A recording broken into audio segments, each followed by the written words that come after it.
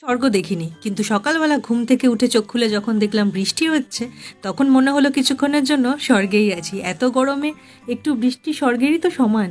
তারপর কালকে যে কলমি শাক হয়েছিল, একাটি বেঁচেছিল, সেটাই আজকে কাটলাম। আজকে কলমি শাক রান্না করব। আর কুমড়ো কেটে নিচ্ছি, আলু আর কুমড়ো দিয়ে একটা মাছের মাথা আছে, সেই দিয়ে তরকারি করব আর ডাল। তো আজকে এই হবে রান্না। আমি শাক ভাজাটা ধুয়ে এখন শাক রান্না বসিয়ে দিই। পেঁয়াজ আর কাঁচা লঙ্কা কুচিয়ে রেখেছিলাম, সেই দিয়ে শাকটা রান্না করব। তো যাই হোক, আর একটা কথা যেটা মোস্ট ইম্পর্টেন্ট, সেটা হলো আজকে আমাদের পাড়ার সামনেই একদম দিদি নাম্বার 1-এর অডিশন আছে। তো সেখানে যাওয়ার ইচ্ছা আছে বলে আমি তাড়াতাড়ি রান্নাবান্নাটা সেরে ফেলছি। রান্নাবান্না সেরে স্নান করে রেডি হয়ে যাব দিদি নাম্বার 1-এর অডিশনে। তাই রান্নায় আজকে খুব একটা মন নেই, শুধু আছে স্পিড। শুধু ভাবছি কতটা ঝড়ের গতিতে আগে রান্নাবান্না শেষ করে স্নান সেরে রেডি হব।